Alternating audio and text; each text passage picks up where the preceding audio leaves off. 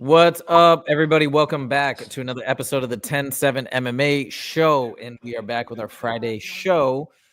Excuse me, man, I am losing my voice because I did a live stream on my other channel for 3 hours straight this morning, and I was solving a lot of math problems, and my voice is dying as a result, but we're going to make it through today, I think, no problem. We are on, excuse me, the heels of some really interesting things that are happening in the UFC this weekend. In particular, we have a fight night tomorrow, and tomorrow it's actually in Iowa, which is pretty cool. Justin, have you been to Iowa? I don't think I've been to Iowa. I believe I've driven through it before, but I've never been there and like stayed or anything. Okay, so Iowa, my sister used to live there, and it's a big wrestling state. I'm really curious to see what the reception is going to be in terms of a UFC event. I think it's been quite some time since they've had a UFC event in Iowa. That's what I recall hearing. But anyways, it's super cool because we got your boy, what's his name, who just won the bare knuckle, Jeremy Stevens. He's getting in there, one of the a fighter's fighter, if you will. He's on the card. We'll talk about that. I didn't really put it on the topic list today because I don't know too much about his opponent. He's fighting an up-and-comer, basically a very tough matchup, but he's going to get in there and do it one more time. But at the headline of this card is an incredible matchup.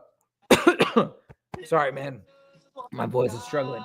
We got an incredible matchup with Corey Sandhagen versus Deiveson Figueiredo at the top. This is also in the same division as your boy Marab. Talk to us about this matchup. What do you think is going to go down, Sandhagen versus Figueiredo? Man, Sandhagen's such a gangster, and he has gas tank for days. I mean, he's a true 135-pounder. Deiveson Figueiredo, like, I just saw some pictures of him, and he did not look physically impressive. I don't know if you've seen these pictures, but he doesn't look like he's in incredible shape. And I tell you what, Corey Sandhagen is not somebody you can sleep on. Deiveson Figueiredo, obviously, former flyweight champion, but Sandhagen has always been in the mix, man. He's beaten some really good guys. I think Sandhagen might be a little bit of a dog here, and I think that's where the money's at. I think Figueroa might overlook Sandhagen again. When I saw the pictures of his physique, I just was not impressed, and I usually am. And sometimes when guys go up a weight class, they're like, "Oh, I get a 10-pound allowance," so they eat a little more, they don't tighten up their diet a little bit, and I am concerned about that. I mean, Corey Sandhagen is dialed into bantamweight, and I think he's going to give Deiveson all he can handle. I am picking Corey Sandhagen for a different reason. Man, I've been listening. I'm going to make some videos about this later in the weekend, but I've been listening to a lot of Corey's interviews. So I love listening to Corey Sandhagen talk because he's very, very intelligent, even though he always says that he's not, but he's very intelligent. And the way that he's looking at this fight, first of all, he said that he's like, look, I'm big for the weight. He's 5'11". In bantamweight, so he's very big for the weights, and so he's like, dude, I'm a big guy. He's like, Deiveson Figueiredo in the past at 125 would bully his opponents. He'd push them around. He could use his wrestling because of his strength advantage. He's like, he's not gonna have a strength advantage on me. In fact, I'm gonna be the one bullying him and pushing him around. The other thing that I thought was so cool is the way that he looks at fighting. You could probably appreciate this. He is, and I can appreciate this because this is kind of how I view life as well, at least in the last couple of years, is that it is the point of this life to some extent is to get in here and push ourselves to our limits, learn and push ourselves and learn via making mistakes, via taking on challenges. And so he's not, what's up, Western? What's up, Celine? He is not concerned with titles. He is not concerned with clout, with money, with all the stuff that most people are obsessed over. He's like, I don't care. I couldn't care about my legacy. He said that his main objective is to push himself and challenge himself. And that's why he would never take a fight that he just for the pure sake of it will help him in the rankings or he will win. He wants to push himself. In fact, it was even mentioned in one interview that, hey, why don't you take the Chael Sonnen approach? Get the most money for the easiest fight. And he responded with disgust, saying, how could you live your life like that? That is totally missing the point of life. And I feel with this existential view of the way he's taken on fights, just for that pure challenge, just to go in there and give it in his best, not really worrying about the outcome, man, I feel like on top of all the skill and discipline that he possesses, how can you beat that mindset? What do you think about my analysis? Do you think I'm making a mountain out of a molehill, or do you think I'm onto something? No, man. I mean, it's I'm not really making anything or not making anything. It's just a brand, and it's just such a such a humble approach. And people say that Chael Sonnen took the easy route for the easiest fights. I disagree with that. I mean, Chael Sonnen fought Anderson Silva twice. He fought John Jones. He's fought other guys too. But I do feel he talked his way to a championship more than actually his performance. But yeah, back to Corey Sandhagen. I think you're spot on, man. I think you're onto something here. Corey Sandhagen is such a tough dude, and always taking on say uphill battles in your not really caring about your legacy. Is I'm getting to that point too. Listen to Mike Tyson. It's like, after everything I've accomplished, and some people consider me the greatest boxer, and I'm paraphrasing, of course, but some people consider me the greatest boxer in the world. And he's like, right now, none of that matters. All the championships don't matter. None of that matters. Legacy doesn't matter. And it kind of goes to what Corey Sandhagen saying. And it's something that I'm really coming around to. So yes, I do see what you're saying, and I do agree with you. Now there's another guy. So somebody, Tehran, mentioned in the comments, I saw Dan Hooker is going to be stand on for UFC 318 in case Holloway or Poirier pulls out. Oh, that's so dope. But I was literally just thinking to Dan Hooker. It's funny that Tehran mentioned him.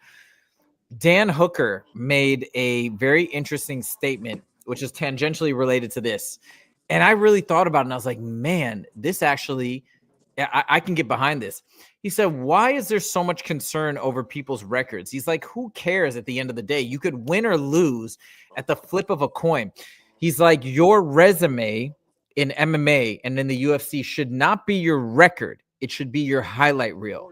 If you want to match fighters up, you want to give somebody a title shot, why look at their record? Who cares? At the flip of a dime, somebody lost a fight when they were winning the whole way. We saw with Kamaru Usman versus Leon Edwards. Or somebody can, have amazing performances. They have one bad fight. It doesn't mean they're a bad fighter. Look at the highest of the high moments and what they can do when they're at the best of the best. And that's what we should think about when trying to match up fighters, or when we're picking out, matchmaking. What do you think about that take?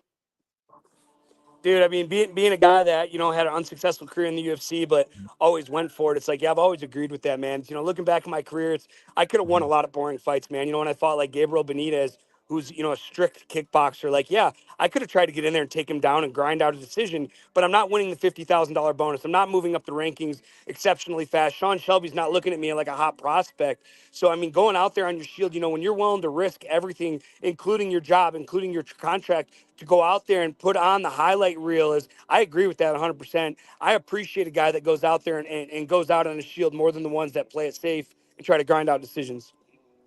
So Dan Hooker, if let's say he did get slotted in, let's just play it out for fun. If he gets slotted in for the backup, let's say, Dustin is not pulling out of that fight. No way. So let's say somehow Holloway gets injured. What do you think for the rematch at this point in their careers? Dustin Poirier, who has beaten, who has beaten Dan Hooker. Who do you think wins now? Dustin Poirier is not going out on a loss. There's no way, man. I don't think Max is going to beat him. I don't think Dan Hooker's going to beat him. When you got a perfect storm like Dustin Poirier is putting together, the last fight of his career, he wants it exciting. Like, he's putting everything into this. There's no, man, I tell you what, if Dustin, he fought Islam that night, I just can't see a situation to where when you have everything, you have your whole career on it, and a lot of guys want that last fight of their career is kind of like the staple of their career. It's like, you know what? This is the last fight I want to be remembered for. And Dustin Poirier is going to cross all his T's. He's going to dot all his I's. He knows this is his last time he's going to make the walk. And I don't see anybody in the division with this kind of focus, knowing what's on the line. Again, it's his whole fight, is going to come down to this.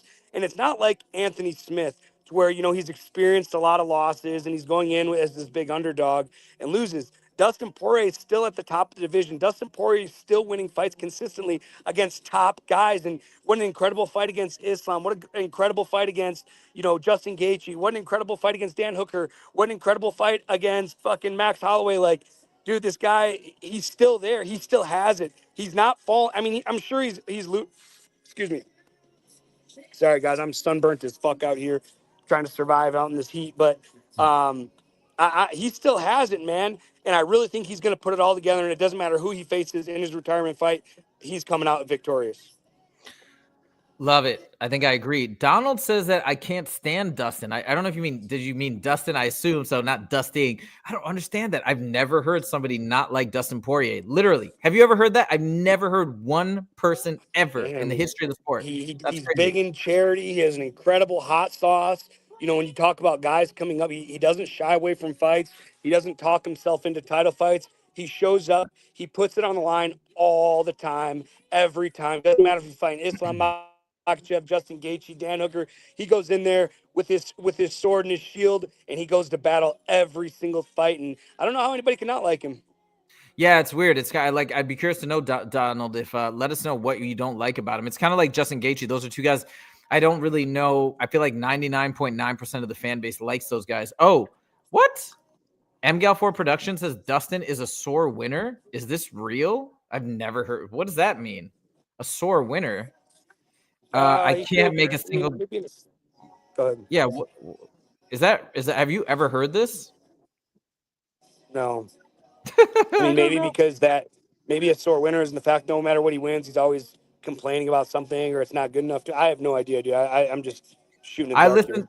I listened to all of his post-fight interviews, and man, I don't know if I agree with that. I see Donald says that he seems like a snob, dude. I couldn't disagree more. He seems like such a down-to-earth guy. He's involved in the community. Maybe you're saying that because he didn't want to fight Paddy Pimblett, or he didn't want to fight like Benoit Saint Denis or some of these other up-and-comers. I suppose you could say that, but man, I mean, he's been in there for so long, dude. I feel like it's warranted. It's proportionate to his level of stardom. I think the decisions that he makes, and he's got a certain standard. Now, I don't know. I'm a huge fan of Dustin, but everybody's entitled to their opinion, so no problem. Okay, let's talk about the co-main event. I'm so fascinated by this fight, dude. I've been thinking about it over and over, and I'm slightly picking with my heart because I've really gotten to like Reinier, RDR in all his interviews. He's Dutch. One of my really good friends is Dutch, from Holland. Jasper Ribber, shout out to Jasper. But I don't know. The way he dominated Kevin Holland, I'm kind of rooting for RDR. Now we have Bo Nickal, the great American hope, the best wrestling accolades ever to enter the UFC, against a submission specialist in RDR, somebody he's saying he's going to bring the fight forward. He's going to give us an exciting fight. It's going to be crazy. He said it's going to be nothing like the fight against Craig Jones. And I'm really curious to know your thoughts, Justin, on who you think is going to get it done. Let me tell you one last thing. Bo Nickal this week has said and confirmed on Shaq MMA that he has 37 pounds of weight to cut for this fight. So with that bit of information and everything else you know, what do you think is going to go down?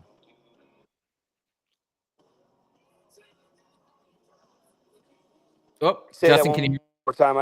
That sentence you broke up. Yeah. So what do you think is going to happen Yeah, with I heard RDR 37 versus pounds to Bo cut, Nickal? and then it broke up. What do you think is going to happen with RDR versus Bo Nickal, given that Bo Nickal had to cut 37 pounds to make weight? Yeah, this is a problem. All right, Bo Nickal looked terrible in his last fight, and you look at RDR, submission specialist. I mean, I'm really hoping that Bo Nickal has improved his striking because, man, his striking looked elementary. And I'm a big Bo Nickal fan, man. You know, being an American wrestler, it's hard for me not to root for the wrestler, man. But when you have such sloppy striking like Bo Nickal did in his last fight, and he was afraid to, to get a takedown because he didn't want to play in the submission games, but his striking wasn't good enough to really do anything, man. I'm taking RDR in this one, and I think Bo Nickal is going to come out as a favorite in this fight. But look, RDR has better striking in my opinion. He has a very tough submission game, and Bo Nickal might be able to take RDR down, but can he stay out of the submissions? That's what the fight's going to come down to. It's going to be a striking battle. Again, I mean, RDR, if he can pressure him, he can really get Bo Nickal to panic shoot here. If he can put Bo Nickal's back up against the wall, get him to panic shoot, be comfortable off his back, hunt for submissions off his back, maybe sweep and get on top, grind on Bo Nickal. I see RDR winning this fight. The odds are minus 340 in favor of Bo Nickal. Wow, those are big odds. And now we're talking about a 40-pound weight cut. If that's for real, that could really tax his gas tank, especially as a wrestler, man. Like I said, RDR, if I'm RDR right now and I'm comfortable off my back in my submission game, I'm pressuring Bo Nickal forward, and I'm looking to brawl with Bo Nickal because Bo Nickal doesn't know how to brawl. He's trying to learn how to technically strike. All right, you can see he's trying to throw straight punches. He's trying to it's just very elementary. I think Bo Nickal would have more success fighting like Justin Gaethje, where he just comes in and says fuck it and just wings them. Because if he's able to apply pressure to his opponents, they might pressure shoot on him. Then he can work his wrestling. Or you have RDR in this situation. he wants to pressure into Bo, I believe, because if Bo shoots in and takes him down, I mean, he's fine. Like I don't think Right. he wants to sit on the outside and let Bo shoot those long shots and just have a boring fight. I think RDR goes in there, guns blazing, tries to knock his head off, and when Bo Nickal feels the pressure, he's going to change his level and shoot. Could shoot into a knee, could shoot into a guillotine, could shoot into a lot of things. But what I tell you, he's not going to. I just don't think he's going to be able to shoot in and just hold RDR's back on the ground without threatening submission. So I'm taking RDR. What do you think of Bo Nickal's submission game? I mean, it's been non-existent so far, really. I mean, I'm sure he's had a sub in the UFC, but again, it hasn't I don't think he been has. against any credible opponents. Yeah, and again, the guys he's beat, I mean, and I mean, his last fight, it was a credible guy, but it was a snooze fest, so it's hard to say where I feel Bo Nickal's submission is. As an American wrestler, he's going to have freaking strength. Let me tell you, if this guy can get a good side choke, a good Darce choke, or something like that, he's going to have insane power. But I don't know how he's training. I don't know who his grappling coach is with. Bo Nickal needs to get with someone like Jake Shields, work on his mount position, work on his top side half, work on his top side or his half guard, get to mount, smother these guys. Like, I just don't, with his wrestling credentials, he should be able to take everybody down. He has to get to mount. And once he gets to mount, the round has to be over. And I just don't see him trying to improve to that caliber. And I really feel somebody like Jake Shields will work wonders for Bo Nickal. Okay, and by the way, I have to make a correction to the record. I'm so wrong about him not getting a submission victory. He's had in the UFC, if you include Dana White's Contender Series, he had a triangle choke. He also had a submission arm triangle choke against Jamie Pickett and a rear naked choke against Cody Brundage. I just not remembering that for some reason. I was remembering the TKO knockouts and the decision. They're not names, man. They're not credible Right. names. And honestly, to most casual fans, including myself, who's not a casual fan, submissions are boring, man, and they're very forgettable. Oh my God. I just got the craziest piece of news and I'm making a video about it. Dude, look what MGAL4 Productions just said. Mohamed Mokaev, my favorite flyweight, is fighting in karate combat today. You know how legendary that is? What a G. That guy is trying to improve his striking. He wants to get back in the UFC, and he's pushing himself so hard that he's going into a striking arena with no wrestling and testing himself. And he said he's been working on his Muay Thai in Thailand. What a G. Oh my God, I got to watch this. I'm going to buy this fight. Holy smokes. That's so cool. Thank you for telling me that. Johnny Monday, by the way, says, what's good, everybody? I'm just tuning in.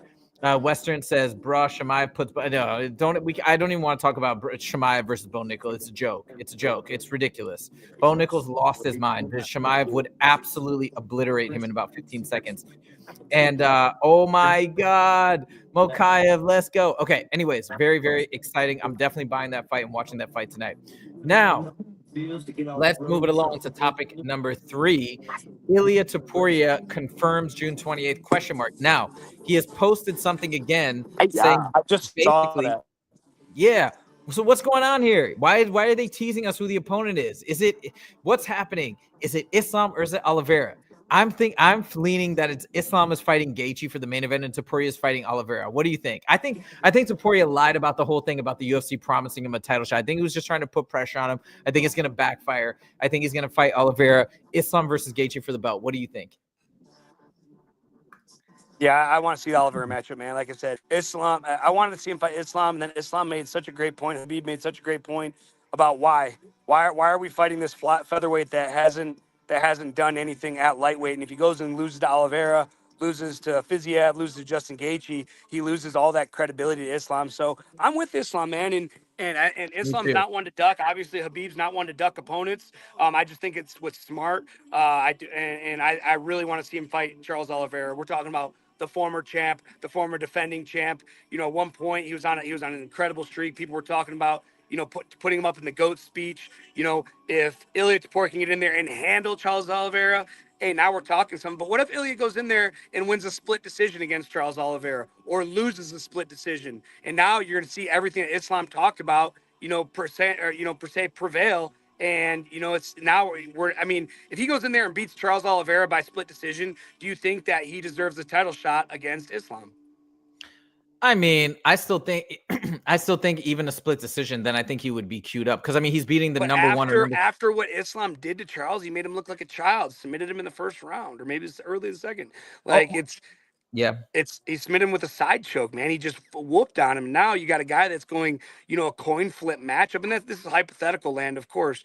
But I Yeah. mean, Charles Oliveira can beat Ilia Topuria. Charles Oliveira is a big motherfucker. He struggles making weight. Ilia's Yeah. going up in weight. Now, here's the other thing. Ilia is allegedly, I've seen pictures of him weighing 190 pounds. And what happens a lot of times is, and it's happened to me before. And it's like you fight when I fought at 145 in the UFC, man, my diet has to be dialed, bro. I mean, I cannot eat a crumb more than what my dietitian give me to make weight.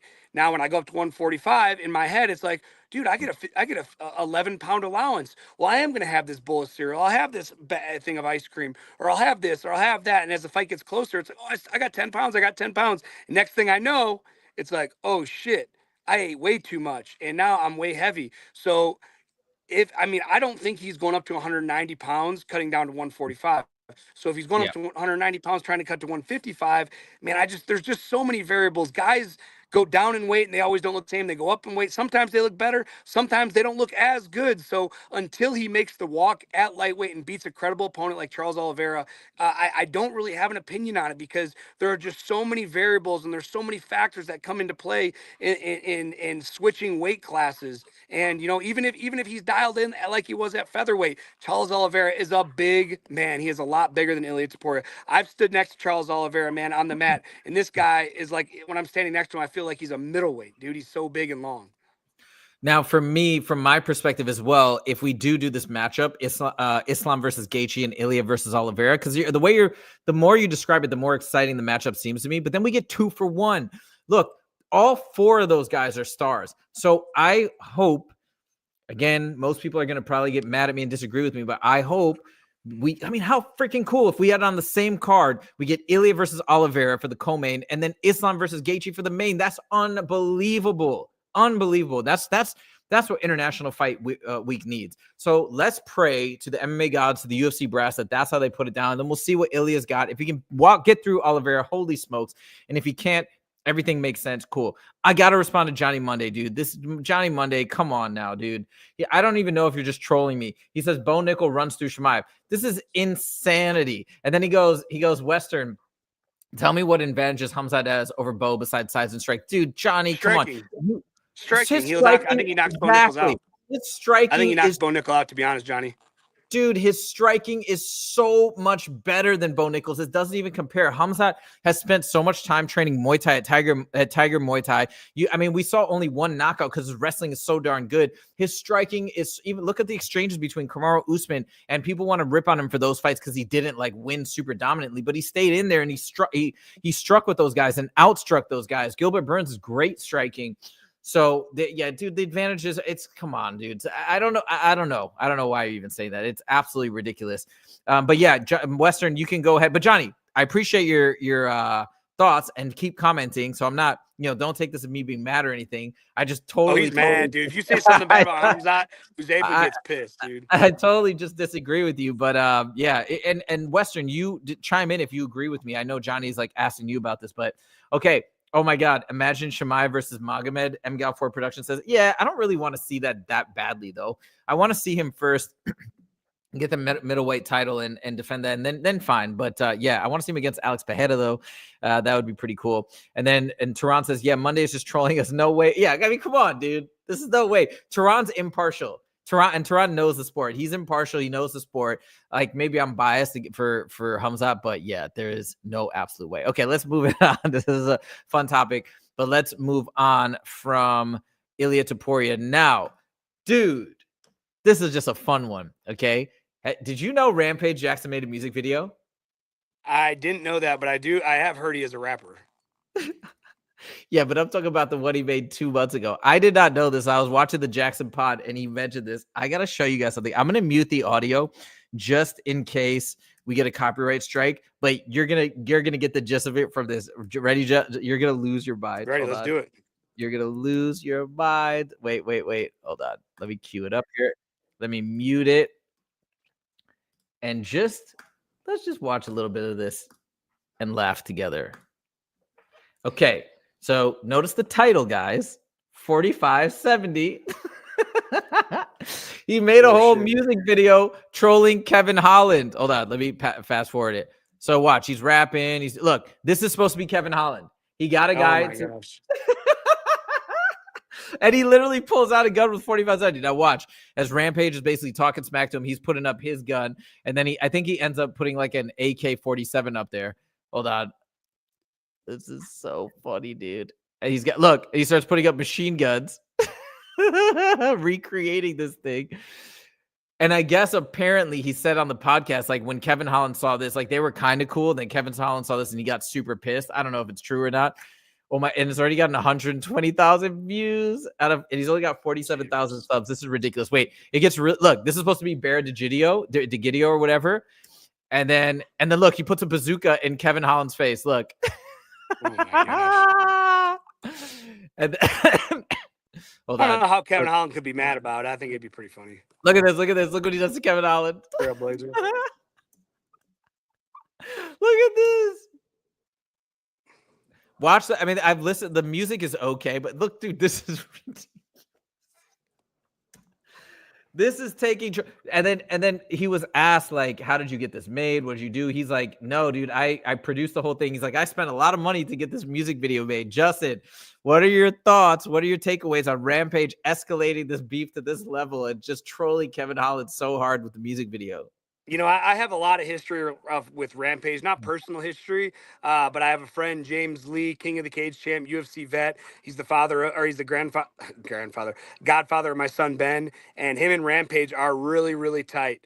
Really good friends. I've met Rampage through him a couple times. But James always talks about how he's a goofball, man. Like, you know, he has this hard exterior of this badass fighter, which he is. But at the end of the day, like, he's a goofball that plays video games, that plays pranks on people. And this is not surprising to me from what I've heard from James Lee. And I think it's awesome, man. I think he's having a good time with it. And if I'm a Kevin Holland fan. If Kevin Holland's mad, like, I mean, kind of shame on you, dude. The guy's just fucking around. He is messing around, and you kind of brought it on yourself. The reason why people got, I think, so upset from the Rampage Jackson fan base, I'm speaking for myself, of course, is you attacked the legend for really no reason. He made the most benign joke ever about like the hand thing that you did with MVP, and then you came in like wanting to fight him. And Rampage gave you some leeway. I mean, he was really, really cool. He even said later in the interviews, like, there was no way I would have fought Kevin Holland on the show. Even if Kevin Holland spit in my face, I wouldn't have hit him because he's like, I know he had a fight, and I'm not going to screw up his fight. So you have to respect Rampage. He really handled that with a great deal of composure and was very respectful, even though Kevin Holland basically said F you to Rampage Jackson. So that's the whole thing. If you look at all those circumstances, I think this is totally fine. And Kevin Holland did try and lean into the trolling a little bit earlier. So hopefully he'll do the same here. But the cool thing about the video is that one of the things that Rampage says in the video as a bolstering comment, a propping up comment to Kevin Holland, he says, I'm telling you all of this and I'm making this video because I actually believe you have what it takes to be champ. And you're just not trying, you're smoking blunts, you're doing all this stuff, you're not taking your training seriously. So at the end of the day, even though he's trolling him, there's a positive message buried in this song, which I think is really cool. He didn't have to do that. He could have just made fun of him, but I like that he threw it in there, and it is what it is. Okay, now we get to the final question of the show. We didn't have a crazy amount of topics today, but this is the viral question that's going wild on the internet, and everybody's talking about it, and it just seems like the dumbest question. But regardless, whenever it gets asked on all these shows, we get these really interesting dialogues. And I didn't show this to you yet, Justin. I don't know if you saw it and already prepared an answer, or you're thinking about it on the fly, but I wanted to see if we agreed or disagreed on this topic. So the question is, in a fight, and there weren't proper parameters, but I'm going to make some. No weapons, obviously. Who wins? 100 men versus one gorilla. So it's funny that you're asking me this because I haven't looked up the answers, but there was one similar to it about 5 years ago, and you may remember it. One person versus how many kindergartners? All right. No, I don't remember this. So yeah, it was a similar question. It's like, how many kindergartners, if they all rushed you at once, would it take to kill you? And dude, like, there's all these crazy breakdowns, just like they're doing on this one. Now, here's the thing, and this is what it comes down to. All right, it's okay. So obviously, not drug induced. Right. Okay, but here's the big thing: fear induced. If If I'm with 100 guys, we're about to take out 100 gorillas, and Huzaifa, let's say you and your crew, like, all right, we're going to send the first wave, and 20 guys rush him, and the gorilla just fucking rips your guys' heads off and arms off and limbs off, those other 80 people might run for the hills. And that's kind of what the debate came down to. It's, are these fearless human beings? Are these, because if we can rush a gorilla 100 men at a time, like 300 style, we have a chance. But if we're gonna, like you see in the movies when it's like 5 versus 1, and then one guy goes, and then the good guy beats the one guy, and then the second guy goes, there's absolutely no chance. But I do think 100, 200-pound men, that's 100, 200-pound men, if they all gang piled on the gorilla at one time, I think we get the gorilla. But does the gorilla have to stay in a confined area? Can he run free? Are we in a football field 100 yards by 100 yards for him to roam, or is he in a tight square to where, you know what I mean? And that's what the variables came down to. It's like, and that's what it came down to, the kindergarten. So I don't know, man. I think it just depends how much fear is being run through and what are the circumstances with the gorilla. Is he angry? Is he malicious? Does he have a lot of space to run around? If he has a lot of space to turn around, we'll say a football field or even 100 yards by 100 yards, I think the gorilla picks everybody off one by one until there's no people left. Okay. Let me give my response. So yes, these are all questions that I thought of as well. All right, what are the circumstances? So I'm going to assume that it's in a field and not a confined area, because that would just be, I feel like that's more of a biased condition, like saying it's in a confined area or an arena or something like that. So let's just say you have ample room to maneuver and whatnot. Then obviously they didn't say what type of men. So the men that I'm choosing is going to be 100 Francis Ngannou. So we're going to have 100 Francis Ngannou clones, right? So let's say weighing in somewhere between 250 and 280 pounds. All these guys are trained fighters. They know how to fight. They know how to attack, and they know the vulnerable areas. Then obviously, if they can coordinate a strategy, we have so many ways that they can outthink the gorilla. For example, they could come up with strategies to tease the gorilla, tire the gorilla out. And I actually think a substantially less number of Francis Ngannou's would defeat the gorilla, maybe even 10, maybe even 20. But I think you could come up with a superior game plan. And obviously some would have to be sacrificed. But I think those are guys that would be able to overcome their fear. And it is probably person dependent for sure, right? Like if you have a bunch of people that can't walk, okay, that's a different thing. But so we're saying the best of the best, the most able-bodied humans. And I think that's kind of the point of the question. And in that case, I think they could find a way, because essentially in the different encounters, if you can at one point, let's say, disable one of his eyes, then he's down to one eye. If you can disable the other eye, the gorilla's done, right? If you can disable both the eyes at some point with the bum rush, I think the gorilla's majorly done. And then you can inflict an injury after that, maybe to the genitalia, where now he's losing a lot of blood, and eventually the gorilla will just bleed out and die. So I think in this scenario, or some variation thereof, I think the humans are going to just be able to, that's what our advantage is in any fight. It's the intellect. So being able to coordinate, cooperate, and create a game plan, I think it's a done deal. The 100 people would 100% win. The folks that are saying, and the other thing that you have to mention, and Ben Askren talked about this as well, what about cardio? For a gorilla to get through 100 men is insane, right? That would take a great amount of energy. There's going to come a point where the gorilla is going to get tired, and the remaining men, even if it's 50 left or whatever, they're going to destroy the gorilla.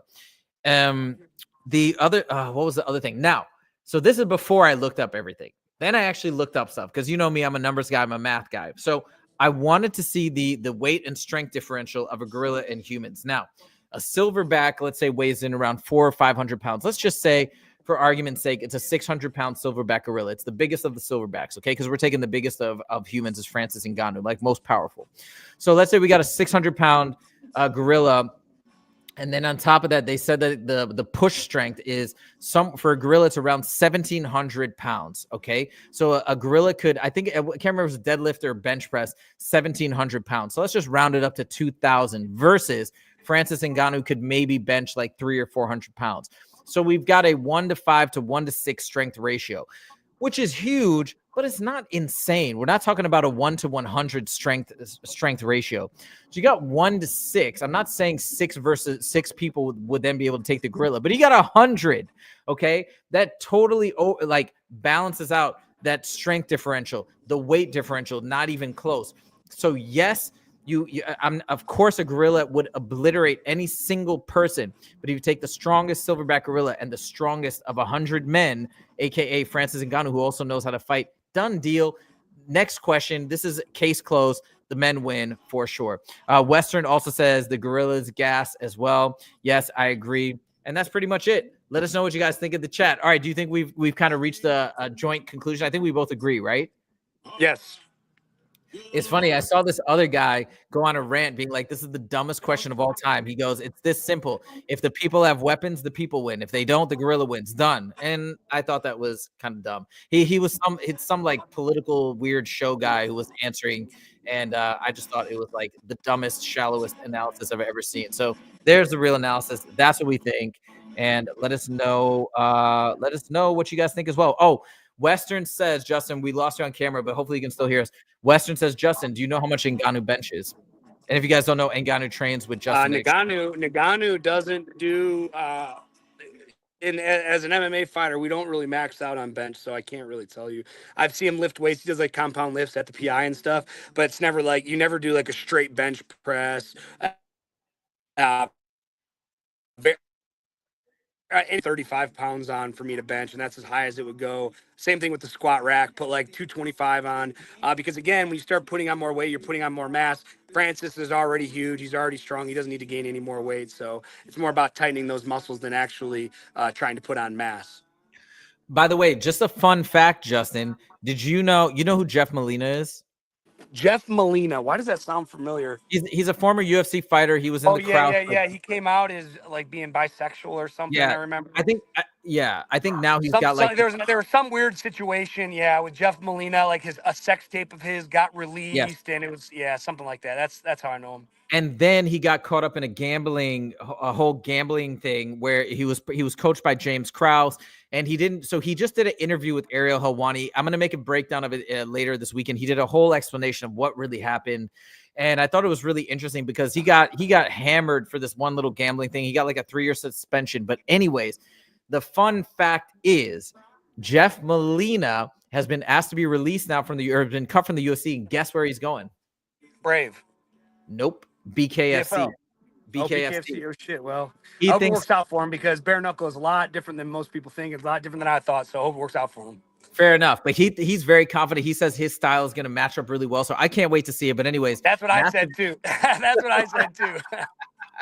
Well, massive respect to him and to you and to anybody who goes into bare knuckle, because I think most UFC fighters, as tough as they are, don't want to get in there and sling some bare fists because of all the risk, the trauma to the face, the broken hands. But anyways, that is it, guys. Thank you so much. Hey, hold on, real quick. So listen, guys, like I've been trying. I missed a couple shows last week, all that bullshit because of my flight.